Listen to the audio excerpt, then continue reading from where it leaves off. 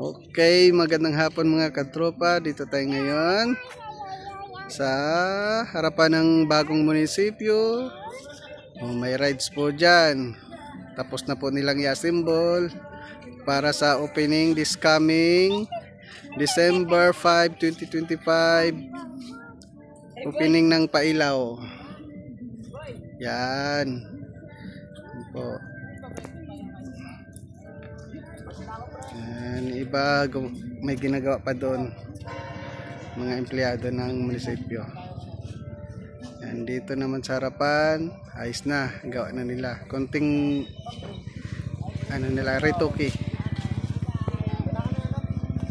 Yan, mga tropang tricycle driver nag-aabang ng pasahero. Yan. Tapos may rides doon ng mga bata. Yun o. Yun. Right sa mga bata.